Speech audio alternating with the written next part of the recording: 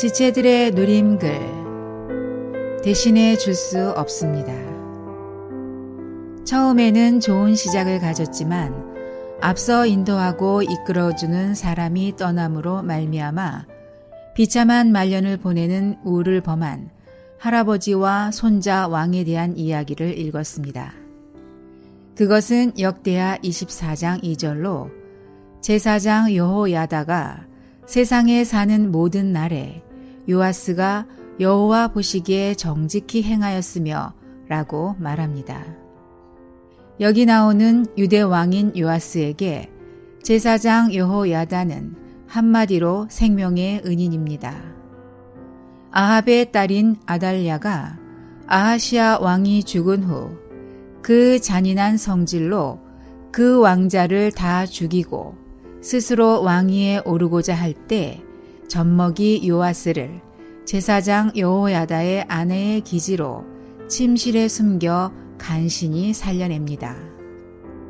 후에 제사장 여호야다는 아달랴를 물리치고 요아스를 7살 때 왕으로 세웠으며 그는 무려 40년을 왕위에 올라 왕노릇하게 됩니다. 그러니 여호야다는 요아스 왕을 갓난아이 때부터 죽을 목숨을 구해 주었고 몰래 하나님의 전에 6년을 숨겨가면서 업어주고 양육하며 키워주었으며 더구나 때가 되자 그를 왕으로 세워주기까지 하였으니 요아스에게 여호야다는 절대적인 존재요 특별한 존재이었을 것입니다. 여호야다의 일거수일투족이 요아스에게 영향을 주었을 것입니다. 이런 여호야다가 살아있을 때는 그 인도로 말미암아 요아스는 바알의 당을 회파하고 단과 우상을 깨뜨리고 바알의 제사장을 죽이고 또 성전을 수리하고 좋은 왕이 될 수 있었습니다. 특별히 열왕기하 12장 2절에서는 여호야다의 가르침을 받을 동안에 라고 말하고 있습니다. 그러나 뒤에 여호야다가 죽은 후에는 요아스는 너무도 급격히 하나님의 길에서 벗어나 다른 사람들 말에 금방 귀가 솔깃해 우상을 섬기며 심지어는 바른 말을 하는 여호야다의 아들 제사장 스가랴를 돌로 쳐서 그것도 성전 안에서 죽입니다. 하나님은 이렇게 은혜를 원수로 갚는 사람을 그냥 안 놓아두시겠죠. 결국 그는 적은 수의 아람 군대에게 패하게 되고 나중에는 그 선조인 열왕의 묘실에도 들어가지 못하게 되는 수치를 당합니다. 아버지가 어떠하니 그 아들도 그 아버지 비슷하게 행동하다 비참하게 죽고 그의 손자 우시야도 할아버지 요아스와 똑같은 우를 범하고 맙니다. 우시야는 16세 때 왕위에 올라 무려 52년을 통치합니다. 그는 하나님의 이상을 밝혀주는 선지자 스가랴의 사역에 의해 지대한 영향을 받아 그에 붙인 아마샤로 인해 침체된 유다 왕국을 중흥시킵니다. 하나님의 묵시를 밝히 하는 스가랴의 사는 날에 하나님을 구하였고 저가 여호와를 구할 동안에는 하나님이 형통케 하셨더라. 역대하 26장 5절. 하나님에 대한 이상이 분명한 스가랴가 사는 동안에는 하나님을 구하고 또 저가 구하는 동안에는 형통케 되어 대적들이 굴복하게 됩니다. 점점 강성하여 블레셋, 아라비아, 마온 사람을 패배시키고 암몬 사람도 굴복하였습니다. 그러나 저가 강성하여짐에 그 마음이 교만하여 악을 행하여 그 하나님 여호와께 범죄하되 곧 여호와의 전에 들어가서 역대하 26장 16절. 하나님의 이상을 밝히 하는 선지자 스가랴가 죽었을 때 그는 고집을 부리며 교만한 태도로 성전에 들어가 분향하려 했습니다. 그때 하나님은 그에게 벌을 주어 그의 이마에 문둥병이 발하게 하셨습니다. 그 뒤로 그는 별궁에서 홀로 쓸쓸히 살다 생을 마감하고 그도 역시 할아버지 요아스 왕과 마찬가지로 열조의 묘실에 들어가지도 못하고 그 옆에 묻히게 됩니다. 요아스는 제사장 여호야다가 세상에 사는 모든 날 동안에만 여호와 보시기에 정직히 행하였으며 그를 인도하던 사람이 떠나자마자 은혜를 배반하고 앙을 행하였고 우시야는 하나님의 묵시를 밝히 하는 스가랴에 사는 날 동안에만 하나님을 구하였고 이상을 아는 사람이 떠나자마자 교만하여져서 문둥병이 발하게 됩니다.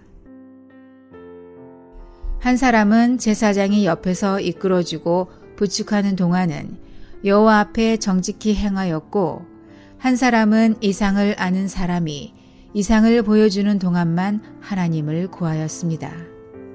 누군가 하나님 앞으로 이끌어주고 이상을 보여주는 때는 좋은 시작을 하였지만 그러한 사람이 떠났을 때는 은혜를 배반하고 교만하여져 비참한 말년을 맞이합니다. 이 두 사람에게 결정적인 것은 어떠한 사람을 의지하였지만 하나님 면전에 직접 나아가 하나님께 의뢰하는 것은 없었다는 것이었습니다.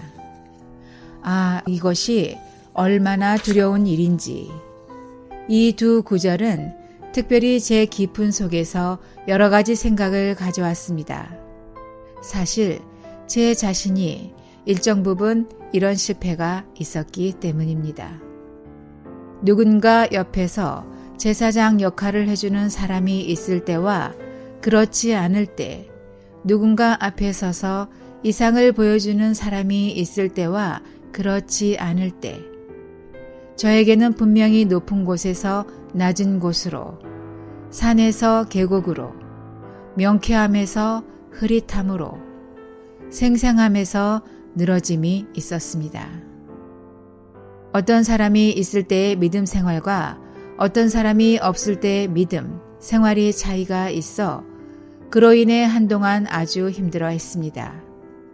물론 하나님 앞으로 나를 이끌어주는 제사장 역할을 하는 사람과 하나님 앞에 그분의 이상을 밝히 보여주는 사람은 언제든 필요할 때가 있습니다. 그러나 어느 순간은 다만 다른 사람이 보여주고 들려주는 것을 떠나서 잠잠히 하나님 앞에 직접 나아가 그분의 임재 가운데 이상을 보는 것이 필요합니다. 이것이 없으면 얼마나 사상 누각 같을 뿐인지. 마치 집을 지을 때 처음에는 여기저기 보조목을 대어 집을 짓지만 집이 완공되어 갈수록 그 보조목을 떼어 버리듯이 각 사람이 직접 주님 앞에 나아가는 시간이 필요합니다. 그것은 누구도 대신해 줄 수 없는 각자의 몫입니다. 그러므로 주님 앞에 잠잠히 나아가는 시간은 그 무엇과도 바꿀 수 없는 귀함입니다.